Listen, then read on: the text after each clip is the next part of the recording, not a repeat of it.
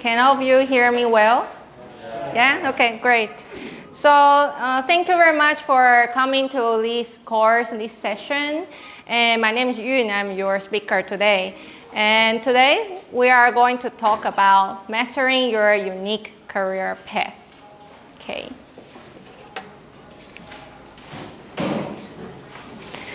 This is the overview of today's course. So first, I would give you an introduction about the course and about myself and to be a little bit familiar with you. And then I will talk about a day on the job, and there will be an activity to compare small company and big company. And I wish that from these activities, you will be able to know the challenges and the opportunities working in different types of companies.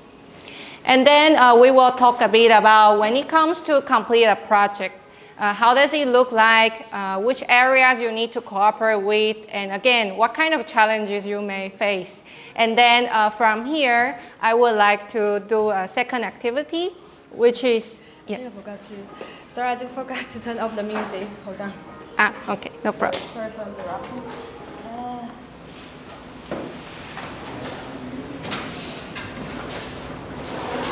Okay. No problem. I was feeling like there is a pop outside or something. Yeah. So the second activity would be how to deal with the challenges. I will give you a case study, and I wish you could discuss with your team members and in order to have a brainstorming session. And of course, I will also share with you what's my suggestions or my experience upon dealing with challenges. And the second section, I will talk about upward management. After you enter to the company, it's not just about you and your colleagues. There is one thing that is also very important, is about your boss. So I will talk about what kind of boss you would encounter and how are you going to do that in order to have a good relationship with them. And in the end, we will talk about design your future. So this is corresponding to our topic today, how to master your unique career. So I hope that you will enjoy today's sharing session, and let's start. Okay. Sorry, I'm not familiar with this thing. So before I talk about me, I would like to know a little bit about you. That I want to know your academic background. Is there anyone studying engineering or science or medical? Can you raise your hand, please? Okay. And any one of you study telecommunication? No. Okay. Oh, yeah, one. Oh, great. Okay. And any one of you study art? No. Literature or philosophy? No. Anthropology? By any chance? No. Still many people haven't raised your hand. What do you study? Chinese? Business. Yeah, for sure. Business and administrative. Anyone? Yeah. Okay. Most of you. Okay. That's great. Okay. And about me, I study anthropology. Any one of you have any idea what is anthropology? Anyone? Yeah? It's a study about human. Yes. Yeah, that's one important point. And also, we also study culture. We study museology and archaeology. Okay, there are many different kinds of things. But you might wonder, why am I here? Like as an anthropologist, what is it to do with business and these sharing sessions? And this is the thing I'm going to tell you. Okay. So I studied anthropology at NTU and later on at UCL in London. And when I come back, my first job was something related to my study. I worked in the Art Foundation as a project manager. And at that time, I was coordinating with public sectors and also the local artists in order that to do some projects related to public art. And when I say like it's related to my academic background, it's because that in this job that it's related to the part of like a museum and exhibition and this kind of thing that I studied before. And however, that after 2 years after 2 years working in the Art Foundation, that I began to think about something different. Okay, I want to do something different. So I was thinking like, okay, my English is okay, and I want to use my English. So maybe I could be an international salesperson. So I started to look for another job, and then I ended up to join Remotech. It's a local company, a local telecommunication company, and as an overseas sales manager. So from here, the first thing I want to encourage you is that you don't need to limit yourself on what you study, because when they, like always, like during like these 10 years, like since I first joined telecommunication industry, people always ask me, what brought you here? Like you are an anthropologist, you are related to art, literature, and sociology, this kind of thing. But actually, if you look deep into it, you will always find something related. Okay, and what I'm going to share with you is that what's like as a salesperson, actually, our job is to find who is the key man, and we need to interact with people. We need to do a lot of communication with people, and this is actually related to my study, because when I was an anthropologist, I also need to go to the field. I need to find out who is the key man, and I need to ask them questions, and in order to collect information for my study. And this is actually something very similar to what I'm doing now. So this is one thing, like you never think like I cannot do it, or this is too far from what I study. You never know, okay? And so after I work in Remotech, this overseas sales manager job is something that we need to develop new customers most of times. So I was lucky that around 2016, 17, I found the customers in Mexico. Okay, and I persuaded a company that it's a very potential market. So the company decided to invest in order to open a subsidiary in Mexico. So in 2017, I relocated to Mexico and be the regional business manager. And I heard that there is one person that is coming from Mexico. Yeah? Ah, okay, nice to meet you. Which city are you from? Mexico City. Ah, really? Ah, that's great. Yeah, I was also in Mexico City, so it's a capital. It's a very beautiful place. Okay, and then I worked as a regional business manager in Remotech, Mexico for about 4 years, 3-4 years until the pandemic started. And I came back to Taiwan and I started to think, what's the next step? Because I have been working in this industry for 7-8 years already, and I believe that I already have enough knowledge and I have enough experience that can help me to go to the next step. So I started to think, what about trying international company or try a big company? So I started to look for a job, and then I got a chance to join Ericsson Taiwan, senior account manager. Okay, account manager is not accountant. In Ericsson, account manager means salesperson. Okay, this is also one thing that I want to remind you. When you look for a job, sometimes the job title is not that it's not that direct, or it's not that easy to define, to identify what does it mean. Okay, for example, actually for me before, when I see account manager, I really don't know what does it mean. So you really need to look into the description of the like the job vacancy, and in order to know what is it really related to.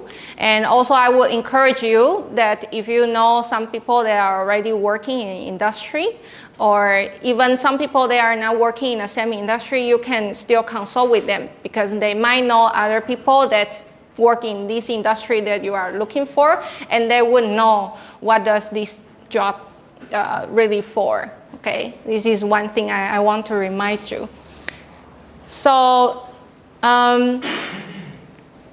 as a senior account manager in Ericsson Taiwan, my main job is to maintain current customer, and this I will go to more details later.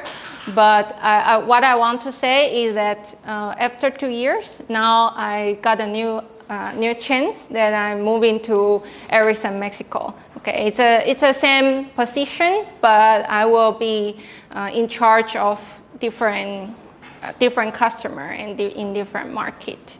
So this is about me, and from here I make a summary. Okay. So the first phase of my career is mainly a small local company in Taiwan. So including the R Foundation and including Remotech, they are both small company. Well, the size are slightly different. The R Foundation was really small. It was like 10 people, and like Remotech, we only have like 50 person in Taiwan. But we have like factory and R&D, research and design team in another place.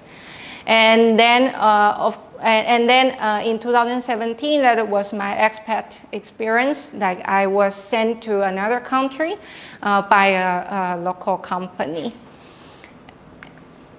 And then it was a big global company in Taiwan, Ericsson Taiwan. And now it's the chances that I still in this big global company, but in another country. Okay. So a day on the job, what can you see from here? Yeah? Meetings and laptop, working on computers, right? And like I think, well, today, I forgot to say something. Like today, what I share with you is totally personal. Okay, I'm not on behalf of my current company or my future company, my previous company. I'm going to tell you, frankly, what I experience and what I think about, and this is all about me.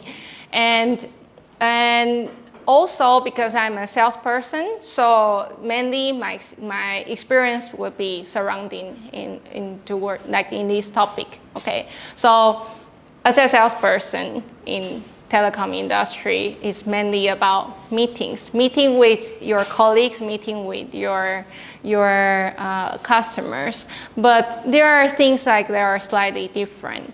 Okay, where I'm going to share with you.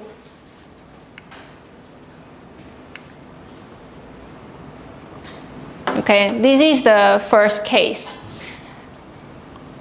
I spent almost 80% of time on developing new customer, and around 20% of time do internal communication, and maybe 5 to 10 maintaining current customer.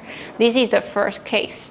Okay, I'm going to tell you 3 cases, and I believe that you will be easy identify what is related to which of my experience.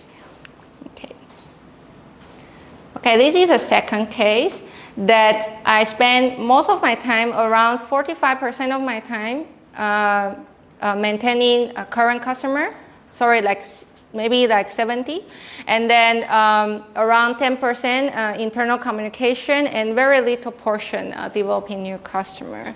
This is the second case. Okay. And the third case is that I spend most of my time doing internal communication and slightly fewer time on maintaining current customer and very little time on developing new customer. Okay. Can any one of you think about, like for the first case, it was related to my experience, the first job in Remotech as salesperson, or that my expat experience in Mexico, or my job at Ericsson? Do you know which is which? Anyone for the case 1? Who vote for Remotech Taiwan? Anyone? No. Is that the first job or the second job? The first job, okay. Options. First is Remotech in Mexico. Remotech Taiwan, it's in it's the first job, okay, as a salesperson. And second option is Remotech Mexico. It's an expat experience. It's the second one. And the third one is Ericsson Taiwan as an international company. So for case 1, do you know who vote for 1, Remotech? Okay, and who vote for 2 in Mexico? Okay, or more, okay? And who vote for 3, Ericsson? Okay, so most of you vote 3. Okay, and then I'm going to ask you case 3. Case 3, I spend most of time on internal communication and slightly lower time on maintain new customer. Do you think it's for my first job in Remotech, Taiwan? Can I ask you first? Yes. What do you mean like the internal communication? Like, Yes. what kind of Okay, a good point. Okay, when I say internal communication, it means that I need to do a lot of internal meetings, and in order that we define what kind of product we want to sell, and in order to check what kind of strategy that we are working on for the proposal that we want to propose to the customer, and also including to have this paperwork in order that we get some approvals from the management team that we can offer this and that. Okay. So for the third one, do you think it's my first job, Remotech Taiwan? Anyone? Okay, no one. And do you think it's when I was an expat in Mexico? Okay, some of you. And you think it's Ericsson Taiwan? Okay, more.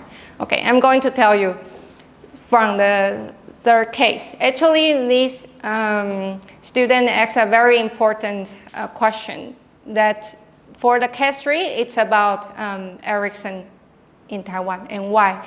Because big company requires a lot of internal communication. Everything is paperwork and everything is that discussion and teamwork. Okay, so this case 3 is about my experience in Ericsson Taiwan. And then back to the case 1, develop new customer was my job in Remotech in Taiwan, my first job. Because I mentioned that in my first job, the main focus was on developing new customer. And as a smaller company, actually it requires not so much internal communication because you basically are working by yourself. Like you can picture that you yourself, it's like sometimes you feel like you are a one-person company, that you need to do a lot of things, okay? And you don't have many discussions. Many is with your boss. And sometimes, of course, you need to talk with your colleagues, but not so much as working in a big company. And the case 2, so you already know the answer, it was when I was in Mexico. And why is it like that, like maintain current customer? It was because that when I went to Mexico, the reason why I went there was that I already developed customer in Mexico. And the company already thought it was a very potential market. And then my job there was to maintain the current customer to ensure the business can success and can prolong in the market. So I spent most of my time on maintaining current customer when I was in Mexico. And then why the internal communication was more than the first case, that although I was in the same company, the reason is that when I was in Mexico, I was by myself, like literally only me. So anything that I can make my decisions, I can decide my strategies, but I need a lot of cooperation from the colleagues. So Actually, I can tell you when I was in Mexico, in this case, that on the daytime I went to the customer site. I went to their office and I talked with them, and I check if they have any issues with our product, and I check if there are new opportunities that we can work with. And we do like negotiation. This is my daytime, okay, from let's say 9 to 6, it was like this. But after I go back home, it was when like Taiwan company, they started to work, because we have like 13, 14 hours time difference. So it was a time that I started to talk with my boss and talk with my colleagues in Taiwan and talk with our R&D and factory. So during the time in Mexico, it was like day and night continuously working.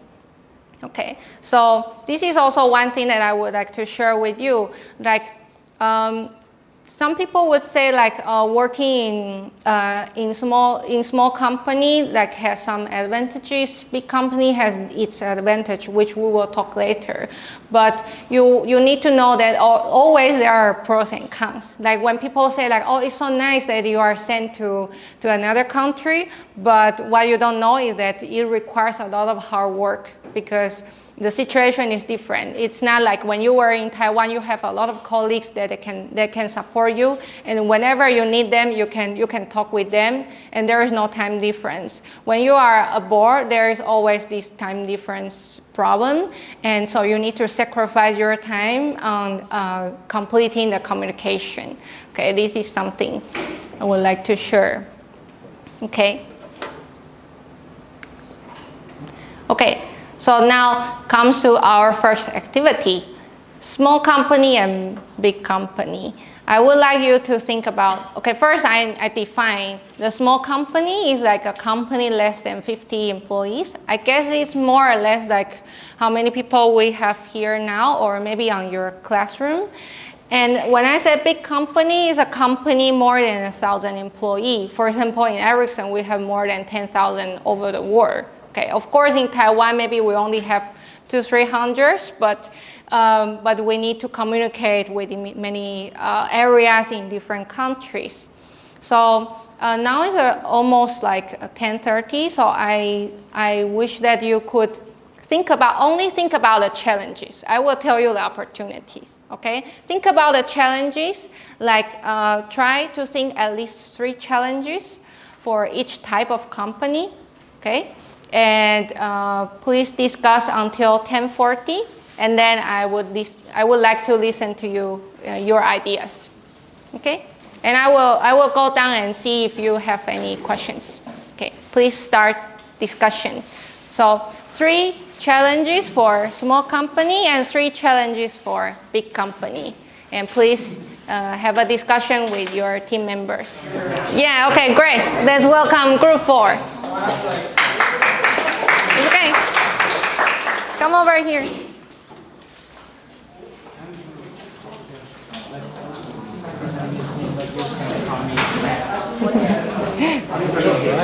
Alrighty.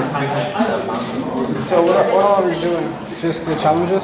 Yeah, just the challenges from the small company. Challenges, small company. Group 4.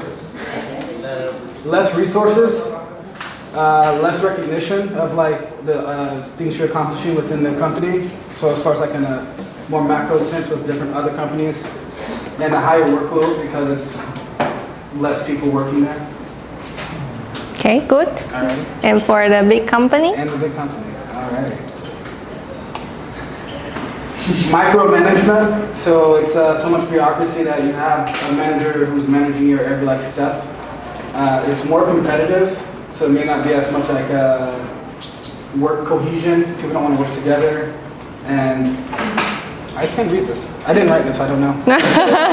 Anyone can help him. Alrighty. I'm gonna walk over and ask. Okay, no problem.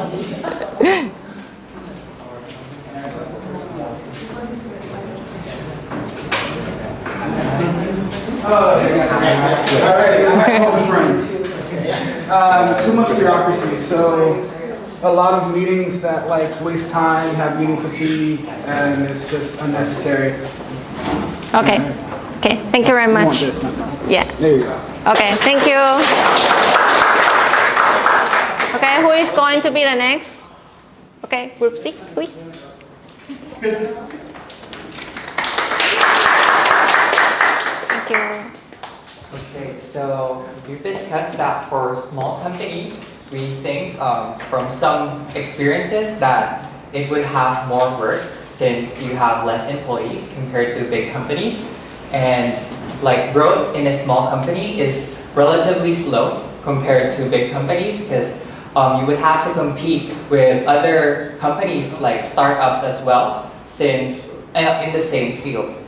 And lastly, work-life balance is hard to have since like you have a small amount of employees in your company, so usually you would have to share different tasks in some departments. And for big companies, communication is one thing that is challenging since you have a lot of employees.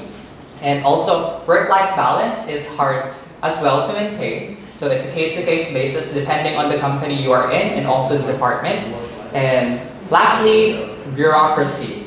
Like since there are a lot of departments compared to other companies, it would be hard to like execute a project and also like do some stuff in your work. So that's it.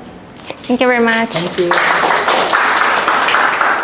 Okay, who is next? Okay, group 3, please.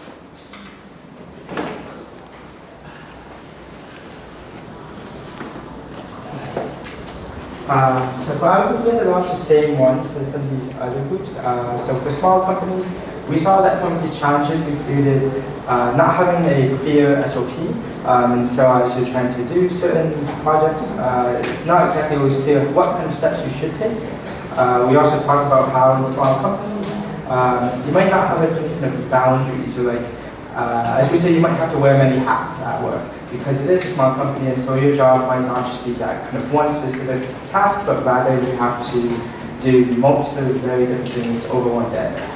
We also talked about possibly a lack of experience from higher ups. In small companies, your organizational structure may be more flat and not necessarily as hierarchical, and how much you can necessarily learn from bosses or not in that kind of structure. And we also talked about how in small companies you are somewhat at a disadvantage compared to big companies when it comes to things like marketing, due to probably lower budgets and things like that. For big companies, we talked also about bureaucracy, how that's quite a big issue, going through the many layers. We talked about how in big companies you may feel like you become lost as just one employee, as you may not have that much impact if you're just kind of one cog in the machine of like say thousands of employees. And finally, we also talked about how kind of the culture and the communication style at big companies may be much more top-down, one way, and you feel like you're not necessarily able to voice your own opinions back up. So, thank you. Thank you very much. Okay, next. Okay, please, group 2. Okay, you are the next.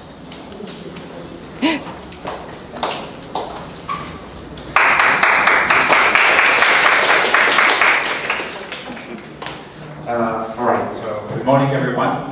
So at Group 2, we came up with these points, starting from a small company. The first one is the heavy workload. Of course, this can be applied to a big company as well. But when it comes to a smaller company, we defined it as having to deal with a lot of different tasks and duties that can be related to maybe something that is not necessarily tied specifically to your job position. The second one being not many resources. Of course, it's a smaller company, so maybe, especially if you want to propose a new project, you might not have the resources that you would like to create something new inside your company, even if you have the willingness to. The third one being the low pay, and especially it can be harder for a small company to attract talent. So the talent usually will go to bigger companies that can give you, again, more resources, higher pay, more benefits. When it comes to a bigger company, the first challenge is, of course, it can be a very stressful, high-paced environment where you have to learn a lot of things all at once very fast. This is something that, for example, a classmate of mine is doing an internship now at Delta, and she told me how stressful it can be to work in such a big environment. The second challenge is, of course, the company structure. It can be quite complicated when you have so many employees in so many departments scattered around, maybe sometimes even in different offices around, for example, the city in Taipei. It can be quite hard to communicate with all of them. This is what has been mentioned before, having a lot of meetings. Communication is key in this case. The third challenge being the working culture. Of course, you work in a big company, maybe it's even a foreign company that you might not be used to. And so working culture can be critical to adapt to, and this is not necessarily very easy all the time for everyone. So yeah, these are our points. Thank you. Thank you. Okay, group one, please. Finally, your turn.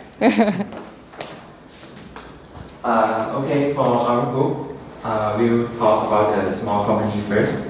So for the first point we come up with is for the small companies we will have more workload. So usually one people need to handle many jobs all at once, and also for the small companies, so there will be less people in the team. So you need to work harder, but also because of the less people in the team, so usually when you need to do some projects or some work, you need to be able to figure it out by yourself, because they don't really have any advisor or mentor for you to ask about that. And also for the small companies, they will also have the higher turnover for the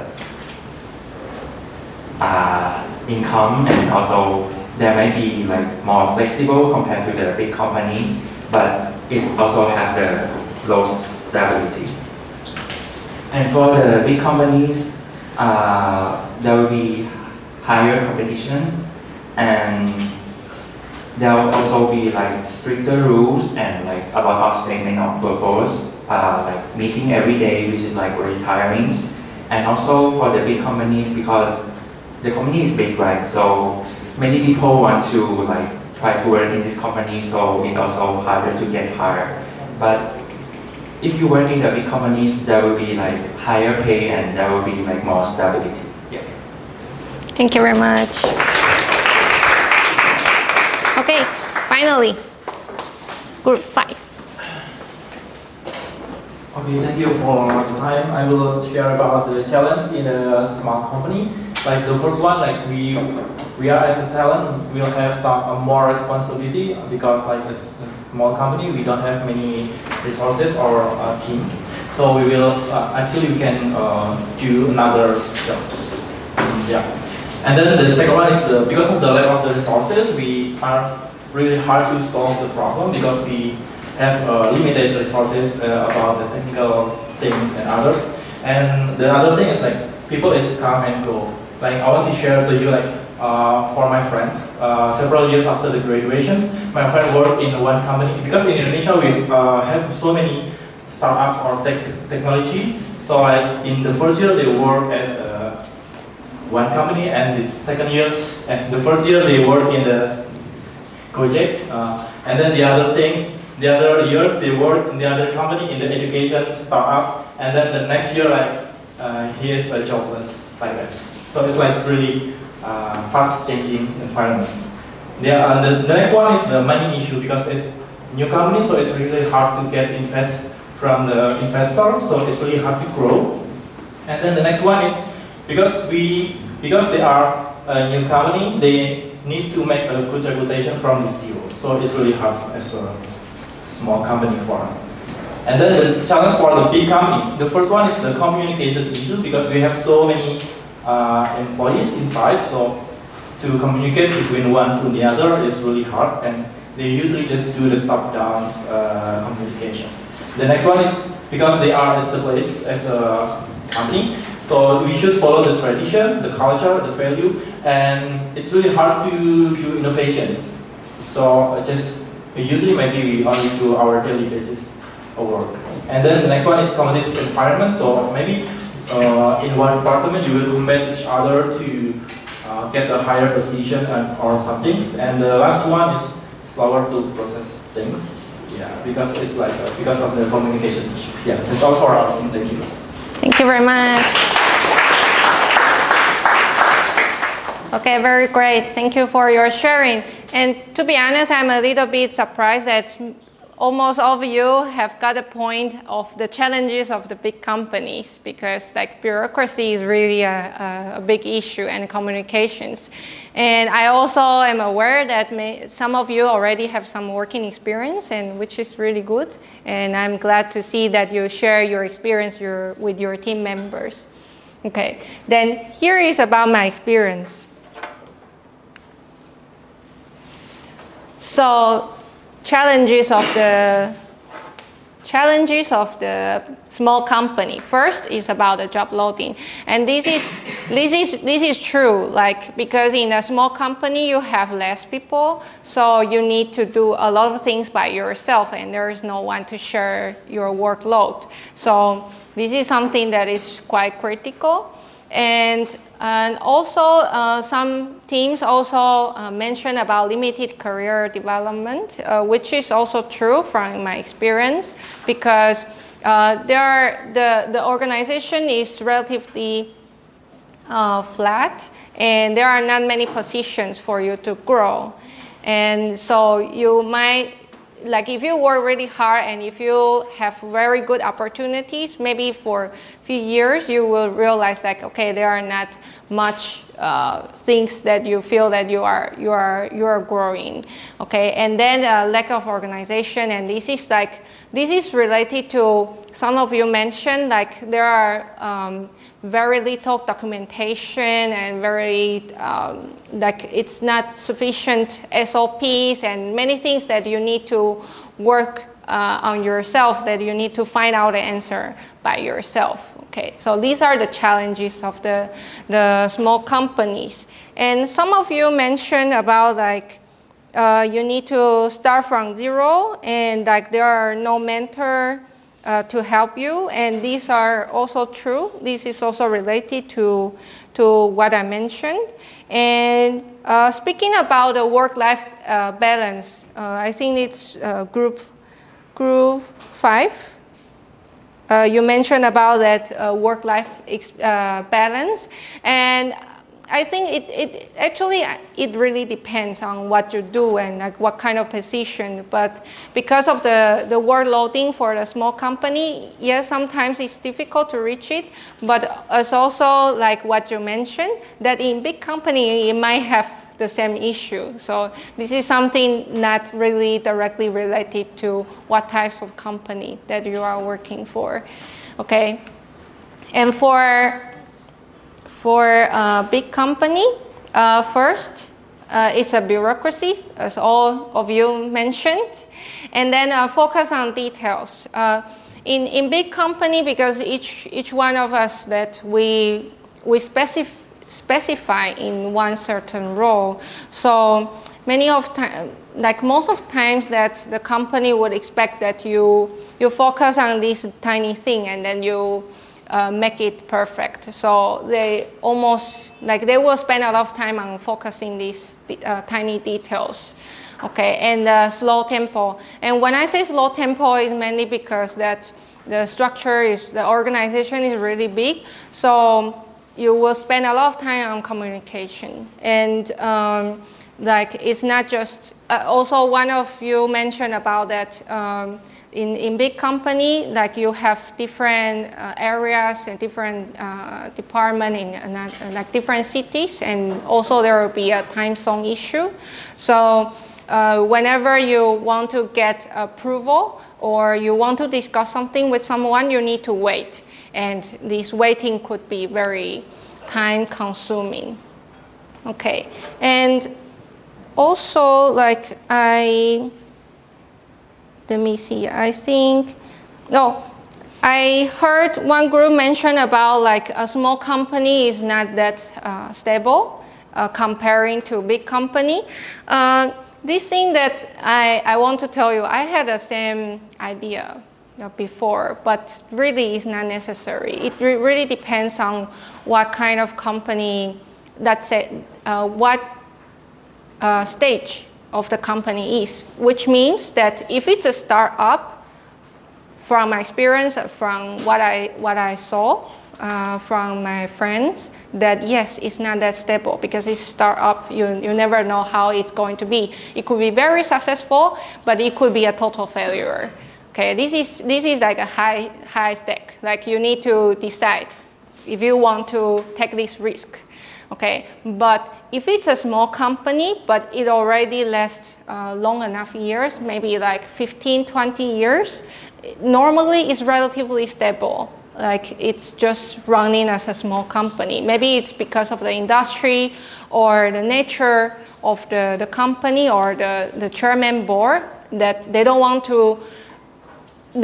to make their company bigger. So it really depends. And I can also share with you something that my friend's company, like it was a small company with like 20, 30 people. And they have like 20 years in the industry, was really stable. They were like top one or not, like no worse than second in the industry. But like around their 20th anniversary, the chairman of the board started to think about, okay, this is a time that we want to make our company bigger. So they started to open to invest. And then this is actually the crash point of that company. Like when you start to think about growing bigger, but maybe the internal organization is not ready, like many things are not ready, you just think like, okay, I want to earn more money. And then they face a lot of challenges, and eventually they are still there. They don't go bankruptcy, but they fire a lot of people.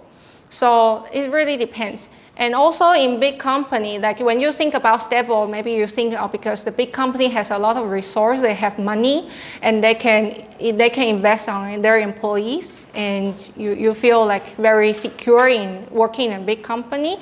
But it could also happen like, I can tell you, like for example, in telecom industry, like almost every 10 years it's a generation. For example, now we are in an era of 5G, and 10 years before it was 4G, and there is always like this up and down.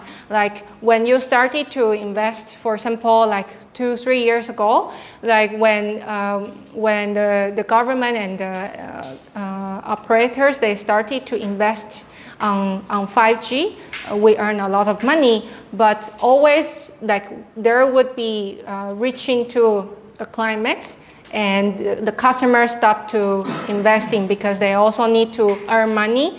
And at this point, that the company will face a lot of challenges. And in big company, as you might imagine, that there are many positions that have very high salary, but when the company is reaching this point to going down, the first thing they need to do is cut the cost. So what to do to reduce the cost is to fire people. So this kind of thing really, it will always happen. Okay, no matter in big company or small company, you always need to be ready that it might happen. It's not like you think that you enter this company and it's forever. To be honest, I think maybe if you work for a government, yes. But if you are working in an enterprise, you need to know always there is a challenge of losing your job. Okay, so you need to be aware of that. Okay, and then we talk about something happier, about our opportunities. So in small company, this is like the organization is relatively flat. And why I say this is an opportunity, because from my experience that if it's a flat organization, it means that you are easy to stand out. Actually, I heard one group say like they think in big company you have more chance, and in a small company you have less. It really depends, because from what I saw is that in small company, if you work really hard and you had a great chance from the customer or from a project, you are very easy to be seen. And this is the chance that you can stand out and have another opportunity. Like my case, that I was really lucky. I developed these customers and the market is really potential. So I could be sent to another country. And this is the thing that in big company, there are many projects ongoing. Like even though you work very hard, but there's always someone that is more outstanding than you. You know, it's very, very, very competitive. So this is the thing. And also because of the flat organization, like you have more decision power, which means that you can have your own idea of how to make things grow. And this is like when I did the project, because I was the one that I know the customer more. Okay, not my boss, not my colleagues. So I can tell them, this is the insight I got from the market, and this is the way I want to go, and I believe this is correct. Like if you want to invest me, this is to invest our business. Okay, this is a thing that in small company you will have this power to say, like, you can have this kind of confidence. But in big company, relatively, it's like, if you have an idea, always there is another person have a different idea. And they might know better about the industry, and everyone works in the same industry for a long time. So it's very difficult to say, like, you know more than them. So you need, that's why it requires a lot of communications and discussion. Okay, this is very different.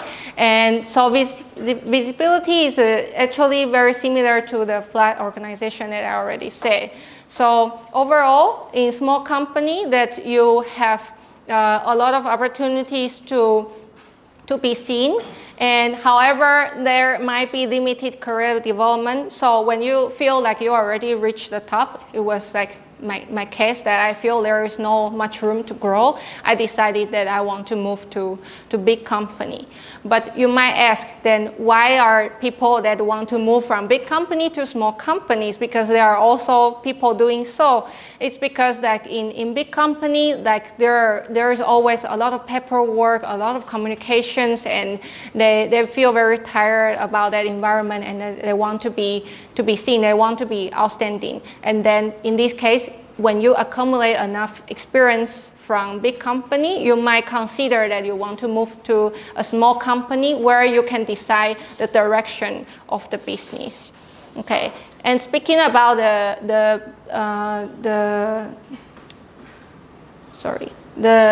opportunities of the big companies, one thing that I realized no one mentioned is the diversity. Okay, this is the thing I think is very crucial, especially now you are sitting here as international students.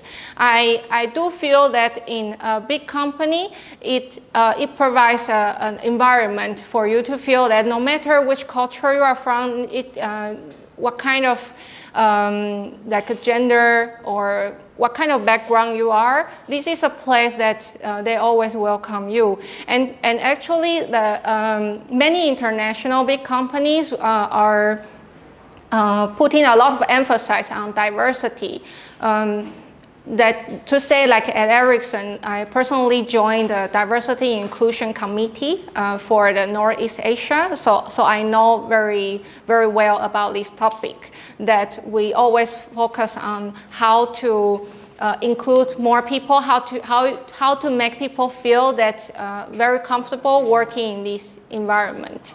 Okay, so this is one thing I think you might want to consider. And of course, in a small company, it's not like they never welcome foreigner. Of course, it's not like that case. In my previous company, we also have a lot of foreign colleagues, but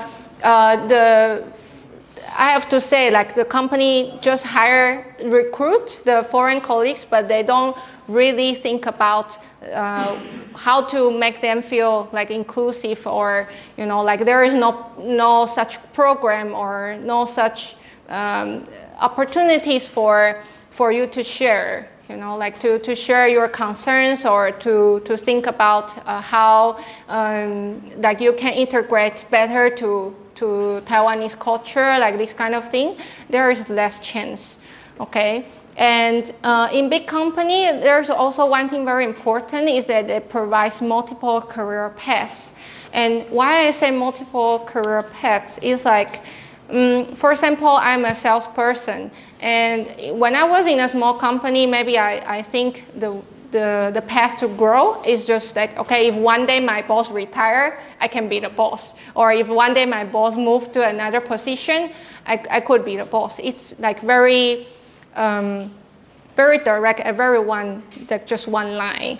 But in big companies, that provides you to test, to check different opportunities. Okay, like for example, at Ericsson, we have like testing program. Like it allows you to, for example, you are a salesperson, but you really want to know how is it to be like a project manager, and you can apply for this testing program, and there will be a mentor, and you can, like experience what is a project manager maybe for 3 months or half year, okay, something like that. Or even if you are an engineer, but you really want to know how does like sourcing work, and you can also have this kind of chance. And not just for testing, also that for example, like if you see the job vacancies from our company website, it's open for everyone. Like even a salesperson, if I feel like I am confident that I can be a project manager, for example, I can also apply for this job. There is no limitation. So this is the thing that I think is really good about a big company. It provides a lot of different kinds of opportunity. And the third one is about networking. As you could imagine that in a big company, you have a lot of colleagues. So this is a perfect chance for you to do networking for your career. Because when it comes to change to another job, you will realize that like your relationship with others, like if someone can refer you to another job, is always very critical. Okay, because it's no matter if you are working in a small or big company, it's always like that. Like people would rather to hire a person that they already know something. So for example, if I have a friend who works for, let's just say, Samsung, okay, and I want to go there, and there is also another person who is completing the same position. If we both have same ability, if we both have the same seniority on this industry, I believe the hiring manager will consider me first because he or she can hear from my friend what kind of person I am and like my reputation, and they will feel more confident on hiring me. So this kind of thing you can start to build ever since you join a company. Okay, even in small company, you need to do so because the industry is always very small. Always there is someone knowing someone. Okay, to be honest, I didn't know that because I didn't study telecommunication, I didn't study business. But after I joined the industry, I realized it's really like that. Like they mostly are colleagues from university, from their master's degree, or they have been working in the industry, maybe working from our customer side and then move to our company, a supplier, or moving from another supplier to this supplier, so this networking is very important, and in big company, you have a lot of chance to do so. So I would really encourage you to focus on this part. Okay, then we move to when it comes to complete a project. So as a salesperson, firstly, you can see it's also like meetings and like working with computers. But the thing here I want to say is like, first, no matter you are developing new customers or you are trying to maintain current customers, one thing is very important is that you try to reach the customer. Okay, from my previous company, what we did for developing customers was through LinkedIn. So every day I was more like this. Okay, I work on my computer and I think how to write an email or an inbox message to a stranger. Okay, this was more like me in my previous company. Like every day I open a computer and I spend maybe 6 or even the whole day working on that, okay, how to make my email better. This is the thing. And then when I finally found someone that replied me, of course I start to contact them. Okay, this is like that. And then I try to schedule a meeting with them, and I can have a discussion with them to present our company, our solution. And if we got lucky, then there will be chances that for us to join a bid, RFQ, a tender, this kind of thing, or work on a proposal. And then by that time, like I would work with my colleagues, and in order that we reply or we prepare the proposal for the customer. And then it will come back to here. Why? There are 2 reasons. One, because the proposal the customer didn't accept, so I need to think about it, contact customer again, have meetings and discussion. And second, maybe the customer didn't accept our proposal, like we were not selected. Okay, we fail on the tender. Then I need to continue develop new customers, so I would be very annoyed. and then you know, like this is the circle. And my current job at Ericsson, mainly I'm working on maintaining current customers. But of course, every year we need to try to influence customer in order they can allocate some budget for our solution. And also that we need to do a lot of communication in order to identify what exactly the customer needs or what we can offer them. And then from there, we also need to prepare a proposal and then have a lot of discussion. So at Ericsson is more starting from this point, because when I joined, we already have customers. So I contact them, I have a meeting with them, and then this part will stay most of the time. As I mentioned, like most of the time I spend on internal communication. And then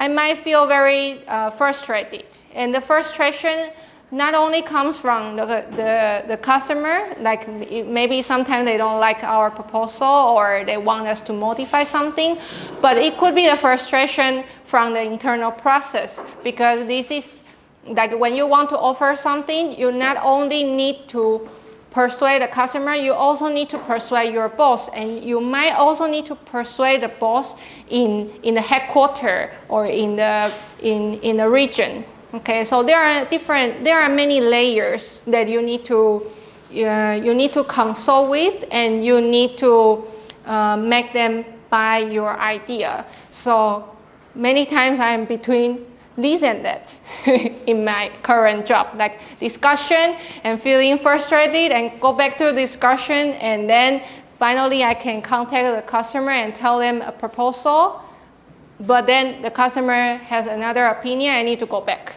Okay, so this is this endless circle. All right, so from here, I would like you to do the second activity. Is about how to deal with challenges. Okay, so this is the situation. Customer is requiring a product solution proposal with a quotation in 2 weeks. Okay, so from now, let's say end of July, they require a proposal. However, internally, you need to communicate with 5 different departments and several colleagues in each department. Okay, for example, now we are, like I am a salesperson and I want to deliver a proposal to sell, let's say, a thermal. Okay, but the problem is that in order to sell this, first I need to talk to the logistic. I need to know, talk to the supply chain area and the logistic area to know how long does it take to deliver this thermal to the customer. And also I need to talk to the engineer in order to define which specification is this thermal, or what does the customer need. Okay, maybe the customer wants something that is not silver but like a Tiffany blue, and if we can do it, and what does it require for us to give a Tiffany blue thermal. okay, for example. And also I need to talk to the project management area, because they would say, okay, in order to deliver this thermal to customer, maybe they require that we deliver it to their store, and we need to put it on their in their store. Maybe there is some specific design, and we need to put it there, and maybe put some advertisement surrounding on the wall or something. And in order to do so, I need a project management to give me an estimation about how much time it takes in order to complete this whole process, this whole requirement. And maybe I also need to talk to the head of, let's say, Northeast Asia. And why? Because customer is requiring some special some special function of this thermal. I don't know, like whenever you drink the water, I don't know, I cannot think about example, but maybe whenever you drink the water, like you will feel like so fresh. I don't know, this is a special technology. Maybe there will be some ice or some smoke coming out. And this kind of thing, no one did before. So I need to, I already consult with the engineer. They say, yes, we can do. But however, we have never sold it before. So we don't know if it would be, it's workable. Okay, maybe we are thinking about icy smoke, but maybe when a customer open it, it will be some hot water will come out, and it might hurt the customer. So we don't want it to be happen. So this kind of thing, I need to consult with the head of the region in order they give me a green light. Okay, you can try to sell. We will bear the risk. Okay, so think about this kind of situation that you need to deal with all these problems. You need to make things ready, and only by having the meetings with them, it will take more than 2 weeks, because maybe each area it takes 2-3 days to discuss, and maybe the head of the region, they have time difference, and you cannot reach them today, not even tomorrow, maybe next week. So then question 1, how do you manage to deliver the proposal on time? You already know that it takes a lot of time on communication. How do you make sure? And question 2, if you are not able to deliver the proposal on time, can you think about other solutions, like to solve this situation that the customer requiring such a short time, and you really need to deliver it? Maybe there is another solution that you can make the customer happy, and you can still deliver the proposal. Which group? Okay, yes, group 4. Great. Yay.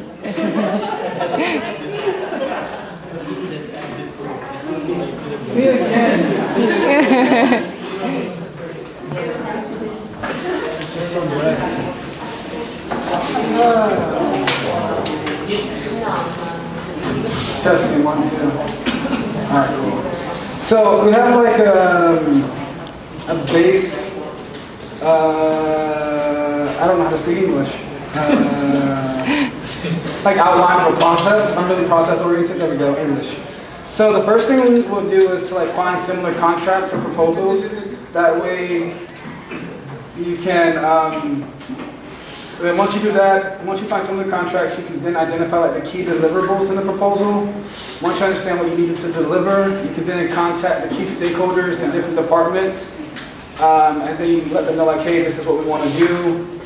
From there, you would schedule different meeting timelines with the separate key stakeholders, draft your proposal, and then via those meetings you schedule, you can take your drafted proposal to those different stakeholder meetings, and then be done.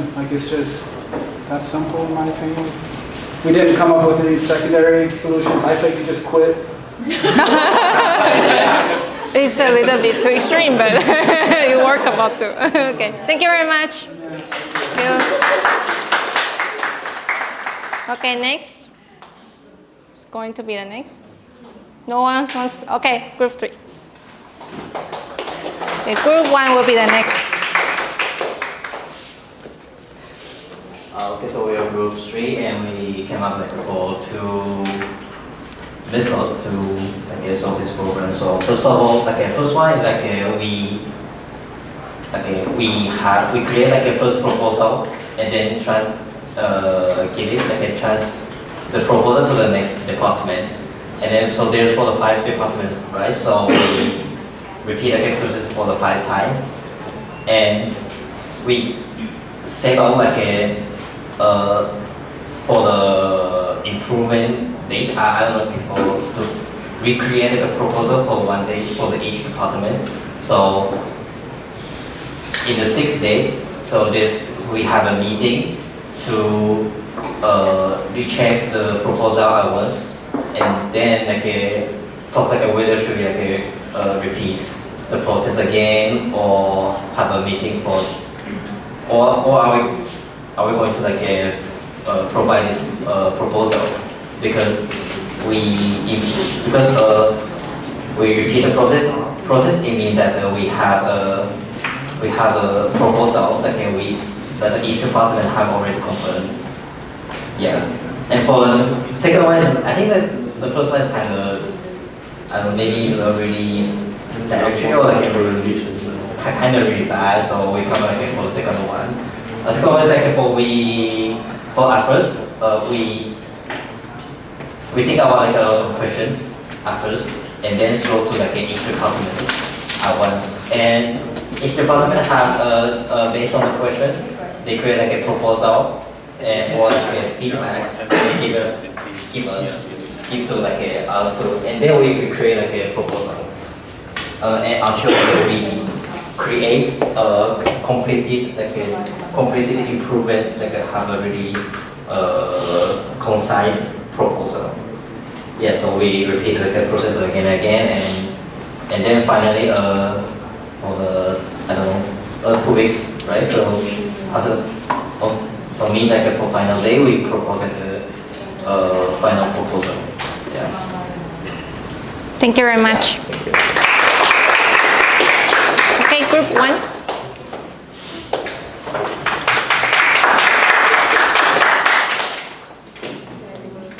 Okay, so our group thinks that maybe we can utilize some tracking or collaboration tool, for example, ERP system, or we can use Google Docs before we do the meeting, so you can put the summary of what will be in the meeting, and at the same time, because they can just put what they want to say or the ideas in the document, and also you can break down the tasks with the other departments, so share the burden with the other employees, and I think it's better to have open communication with the manager or the other employees.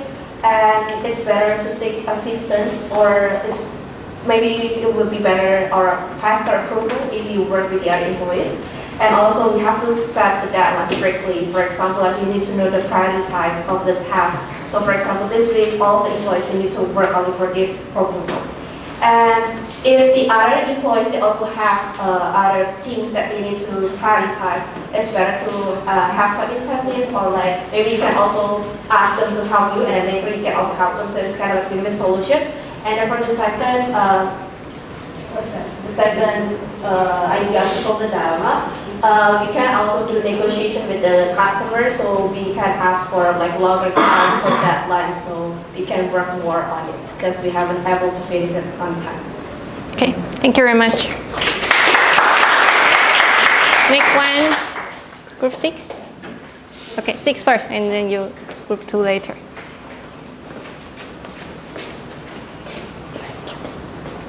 Hello, we're from group 6, and our answer is gonna be, first we're gonna analyze the customer by using the priority, as in, for example, is this customer our top priority, where it will be very beneficial for the company, and then let's just say this is the top priority of the customer, and then the second one is gonna be communicate and make schedules with other colleagues, and by again saying that this is our top customer, we're gonna say that it's gonna be very important, so we need to do this very quick. And then it's also going to be very transparent to the colleagues. Then for the other solutions, we're going to negotiate with the customer. And we're going to divide it into 3 sections. The first one is gonna be time negotiation because maybe 2 weeks gonna be very short. Maybe we can propose something that is more beneficial, so that needs time, that needs more time. And then the second one is gonna be proposal negotiation. Maybe we can give other solutions that may be beneficial for them. And then lastly, it's gonna be testimonies because from previous product solutions, it may be attract our customer. So yeah, maybe it will give us less time to work on. Thank you very much. Okay, group 2.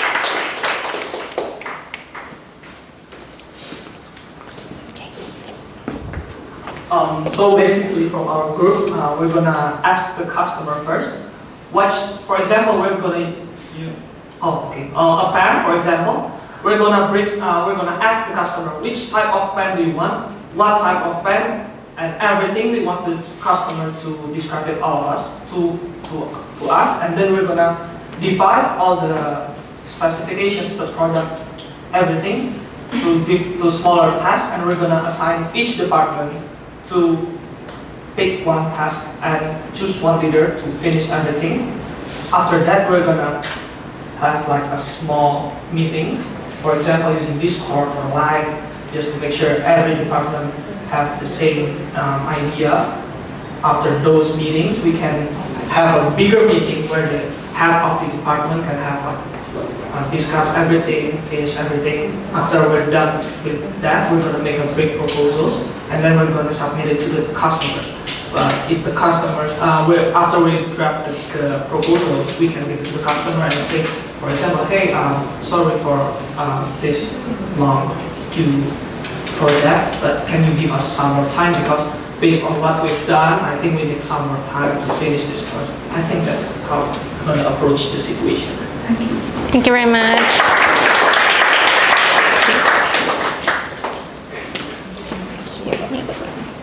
So from group 5 is actually pretty much similar to other groups. Actually, we come up with our first plan is that we just basically gather up all the departments together, maybe have online meeting. If some department can have offline meeting, they can just join us and then have one big meeting together and work a proposal. However, if that doesn't work, maybe we can do other, so we come up with another solution. So basically, we would access our staff and ask for other staff from each local departments, so they can work with us and have some time for the meeting. And maybe it can be overtime as well, since 2 weeks is such an urgent project proposal. So we come up with the idea that maybe we work with each staff of each department together, and it will be 5 days. For example, maybe if that department is from local, maybe we have three days to work with the local department, and maybe 5 days in order to work with international departments, and we will set only 5 days for communicating with other departments, and then the rest is gonna be working on proposal. And yeah, and the meeting can be online and offline too, so we think that it's possible to do it too. And yeah, we ask staff to assign the job and for the meeting, and maybe we work on proposal within our department for 4 to 5 days, and then we still have 3 days spare to work on revision as well. So that is our solutions. Thank you. Thank you very much. Okay, you all have very good ideas, and I really appreciate that. And from what you said, that I would like to summarize. There are two important aspects. Okay, first is internally. So when you receive a requirement from the customer, no matter it's in this case it's 2 weeks, but it could be 5 days, and it could be 3 weeks or a month. But sometimes even a month it's not enough. Okay, so the one thing that is very important is that when you receive a requirement from a customer, as a leader, in this case, as a salesperson, I'm a leader of the project. I will analyze how much time I need in order to complete a proposal. So I would first think about the communication with people abroad, okay, because this has a time difference. And also, if it's related to the management team, their schedule is often very tight. So it's not like if today you want to call your boss and he can pick up, okay? Not to mention your boss's boss, like they always have a lot of meetings.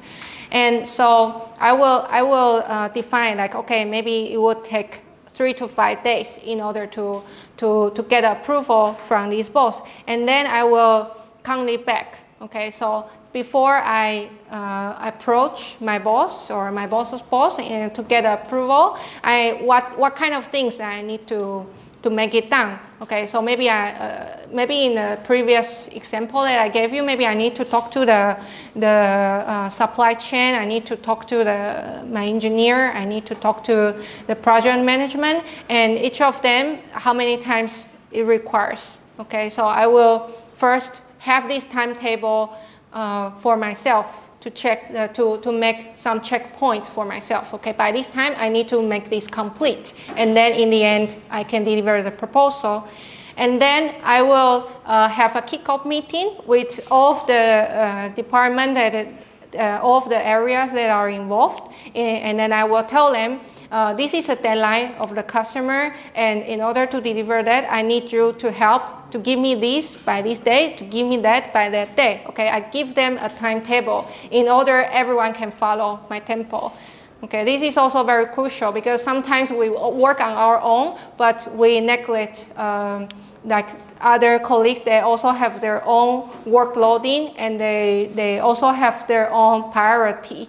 So this is a thing you need to communicate with them on the kickoff meeting. And you also need to bear in mind that many times that, for example, like as Group 6 said, like if it's a top customer, if it's our important customer, maybe you can gather everyone together and to work on your project. But many times, especially when you are developing new customers, this is not a priority for your colleagues. They have other things working on, okay? So you need to persuade them like why this is very important, why this is very urgent, and you also need to know like how to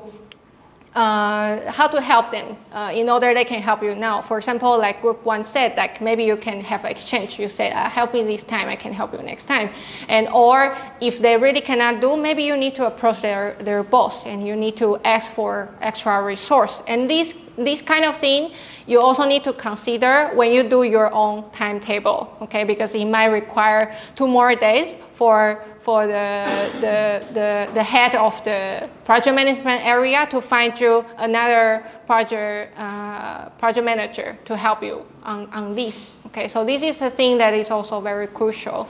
And then when it comes to the customer, like first, when you do the timetable, you will know if it's possible that you deliver it or it's really like almost impossible. If you already know it's almost impossible, normally what I would do, like many of you mentioned, that I will go to talk with a customer. I will tell them very straightforward, I need more time.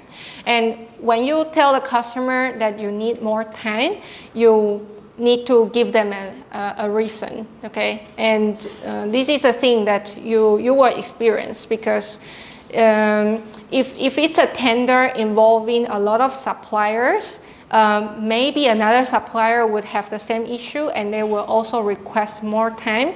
But you also need to know that in the case of a tender, like a bid, that if other suppliers has no problem with a timetable, with a timeline, but only you have this issue, then you need to go back to do internal communication. You need to tell them that we are the only one requesting time extension and the customer is not allowed because other suppliers doesn't have this issue. Then we need to work it on. And many of times that actually you will need top down. Like you need to talk to the boss of the area, or you can ask your boss to talk to another boss, and in order the team can work together for you. Okay, so these are some things are very important. And I also like the idea, like someone mentioned, that you have a SharePoint or like a share folder to work together, because this is a way that you can, like all together you can track what is done, what is not, and if everything is aligned on the folder. And also, it's very important that after the communication, after you gather all the proposal, you set a final check with the team in order you are aligned with the proposal that you are delivering. Okay, and this is very crucial, especially in big company, because you are delivering something on behalf of the company, and it's a sharing work done by the teams. So they need to agree what you are proposing is that they also agree. Okay, you don't deliver something that in the end, when you win the project and when you come back and they tell you that, well, this is not the thing that I proposed to you, or this is not the thing that I prepared, or maybe it's not the correct version of the document that I submit. You know, so you would like to avoid this kind of mistakes in the future. Okay. Okay, next. Okay, and talk about the upward management. So here I want to share with you, like, this is my summary of 4 types of boss that you may encounter in your life. Okay, first, I will call it an elevator speech type. Okay, what kind of boss is it? Like, they might be like a big boss of the company, and they have very tight schedule, and they maybe manage 10 different departments and 1,000 employees. Okay, just an example, hundreds. And so they don't have much time to listen to your problem. So I call it elevator speech. It's like when you approach them, they might only have 20 to 30 seconds to know what do you want, what's your problem, and what do you want, what kind of help you want from them. Okay, so when you deal with this type of boss, you need to think about what you want him or her to help you. Okay, what's the main point you want to deliver, and then you make sure you practice and you make sure that you can deliver your key message in a very short time. Okay, it requires practice, but after some practice, you will nail it. And then the second type I will call master type. And to be honest, this is one of the type that I like the most, because this type of boss is like they will they have their know-how and they are willing to share. And so whenever you have any questions, you can go to them, and then they will be very passionate, and they will even hold your hands to complete the project or to solve this issue. Okay, so for this kind, if you realize that your boss is this type, I would encourage you to seek for his or her help often. Okay, whenever you have issues, you can go for them, and they can share their experience to you, and you can solve a lot of time. You can solve that wasting time on trying to find a solution, because they can give you a very good example or experience sharing. Okay, and the third type, I will call it movie director type. And this is a type of the boss that they always want you to follow what they want. Okay, they will do like, do this, do that, do that. Okay, stand there and, okay, this I don't want, cut. Okay, and this type of boss is also very, very common. And when you realize your boss is like this, it's very important that you know what exactly what they want. Okay, you need to know, because some boss, they care about their own promotion, their own career. And some boss, I can tell you, like most of the times, if there are this type of boss, they care a lot about their career and their performance. So if you know this, you know that you try not to make errors, and you try to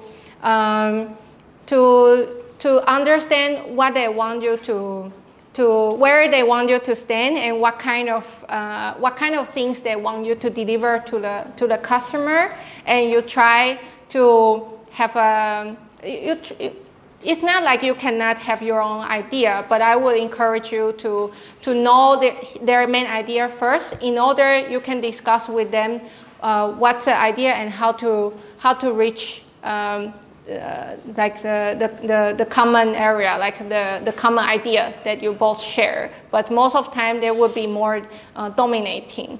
Okay, this is the thing.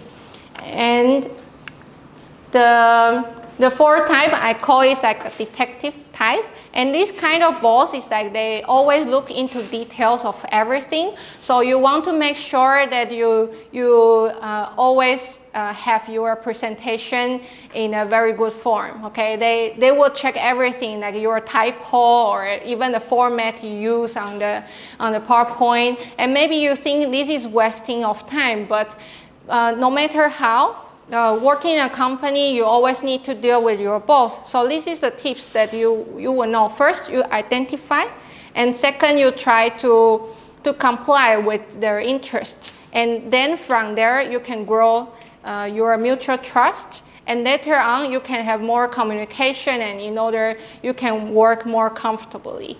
Okay, so try not to, my suggestion is that try not to have a lot of argument with the boss at the first place, because you don't know what they care, and you don't know what kind of thing they can help you. No matter what kind of boss, for sure, in one way or another, they will help you on your career. That maybe it's a boss that you can learn from them. Maybe it's a boss that they will do very well upward management, so you don't need to deal with your boss's boss. And maybe it's a boss that they did look into details, but they will help you to realize some mistakes that you don't realize. Okay, so try to identify it and try to develop a way to work well with them. Okay, and so the last part is about design your future. Since we don't have much time now, so I would go very quickly about, I will go straight to the points that I list here. So especially talking about that, first is like I had a chance to be expat in another country from a local company. And second is that now working in an international company, I got a chance to go abroad to another subsidiaries. And if I look back, like what did I do right? I would say first that I never give up any chance. Okay, so this is the thing that I want to tell you. Like people always say that opportunities for those people who is ready. But one of my boss told me once that opportunities for those people who is ready. But to be honest, you might never feel that you are ready. So what to do is like when you are trying to find a shooting star, and if you never look up, you will never find it. But if you keep looking at it, looking at the sky, sometimes you will see some shooting star. So what to do? That you need to, if you have an idea that you want to go abroad, or if you want to get into some position, if you want to seek for certain opportunities, you need to look for it since the very beginning, even when you feel you are not ready yet. Because if you are always waiting for the time that you feel you are totally ready, maybe the star already disappeared. So you need to start looking for that when you already have this idea. And this is the thing that I did right at Ericsson. That although I feel maybe it should be next year that I would go there, but I started to look for the job vacancies, and then I started to apply for different positions, and in the end, I got the chance to go to Mexico. And what I wish that I have known it earlier, it's about networking.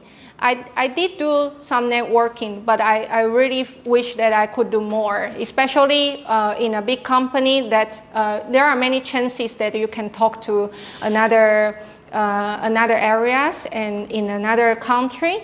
And if I could started to build this networking with people in different countries, this would really help me to grow my career in other place. And being foreigner could be a good, a big advantage. This I want to encourage you, because you might working, no matter if now you are working in Taiwan or if later on you go to another place, you might feel like there's always a gap between you and your colleagues or with local people. But actually you can think about that you have many different things that you can share with them.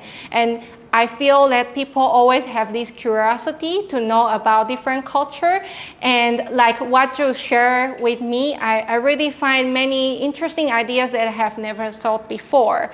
So not just a foreigner, like as a person, like we always have different ideas, and I wish you be open-minded to embrace different ideas, and I also encourage you to always share your ideas, share your culture, share your way of working with your colleagues. Okay, so thank you very much.